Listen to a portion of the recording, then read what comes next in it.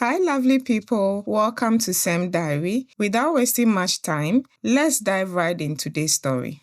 Hi, Sam. My name is Esther, and I really need help. I had the opportunity to travel to London after school. By God's grace, things worked out well after a couple of years. I have a great job, and I have been trying to save as well. However, every time I called home, my mother would make me feel like a failure. Esther, you are getting old, she would say. Come home and marry. You have to start having kids now that I'm alive so I can help you take very good care of them.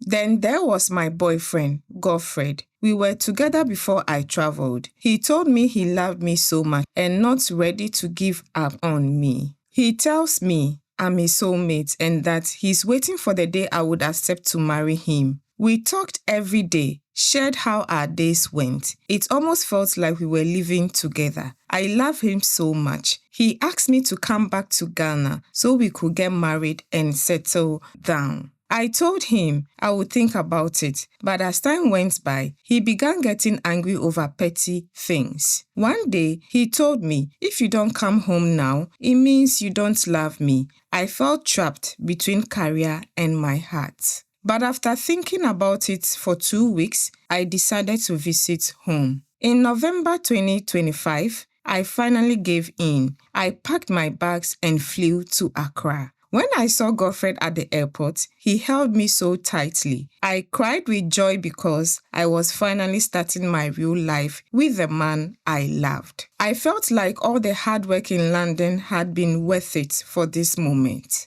A few days later, Godfred told me his house was too small for us, so he took me to a large, expensive apartment and suggested we went there and move in. Then he looked at me and said, since you just came from London, you should pay for the rent. It will be your gift to our new marriage. I was shocked. I was the visitor, yet I was the one paying. But I didn't want to start an argument, so I paid for the place. A few weeks later, he asked me to loan him $20,000 for something important. I was devastated, but he promised to pay back. The wedding was just days away. Godfred came to me looking deeply upset. He explained that the wedding costs were too high and he urgently needed $10,000. My heart sank. It was almost all my savings, but he held my hand and whispered, baby, we are a team. I will love you forever for this. Desperate to make my wedding perfect, I gave him the money, thinking I was investing in my husband. The wedding day unfolded like a movie. I wore a beautiful dress and our families danced and laughed. When Godfred spoke his vows, his sincerity was palpable. I looked at him and felt immense pride as his wife. On the surface, everything seemed perfect. However, beneath the surface, I was plagued by worries about the money I had spent so far. 3 weeks after the wedding, I sat him down. Baby, I said, I need to return to London to continue with my work so we can save money. As soon as those words left my mouth, his face contorted into a frightening expression. Who would cook and take care of the home while you are away? I was so shocked. Is this the man I married or is this a stranger? His anger escalated and he packed a bag and left. I spent 2 days alone in that large apartment. I called him countless times and sent him texts pleading for his return. But he ignored every single call. I sat on the floor,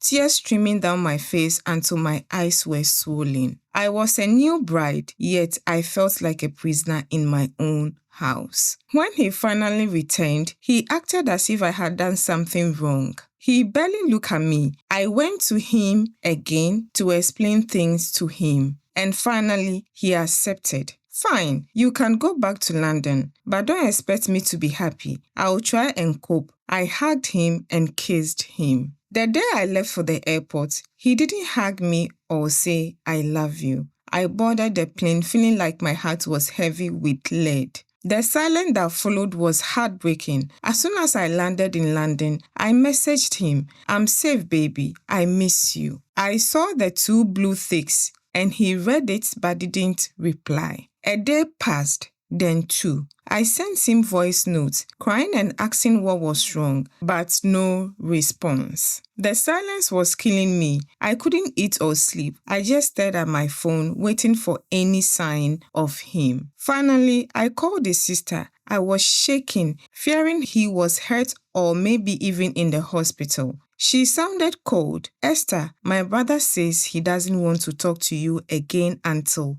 you return." I dropped the phone. I was broken and felt empty, and the fact that he had not paid the money he took from me even got me worried. He had my money, the apartment, and now he was cutting me off. Now, I'm here in London, staring at my ring and feeling utterly broken and lonely. Did I marry a husband or I just found a man's lifestyle? Today is 4th February, and I have still not heard from my husband. The truth is, I love him and I really want this marriage to work out. Should I go back? I need an advice. Wow, this is really sad. I would love to hear what you think about this story. Let's help a sister. Share your thoughts in the comments. Esther will be reading them. If you enjoyed today's story, please give it a thumbs up and subscribe. Don't forget to hit that notification bell so you don't miss out anytime I post interesting stories like this right here on Sem Diary. Also check out my other video. He called me his wife in secret but married another woman. Thank you for watching. See you in the next one.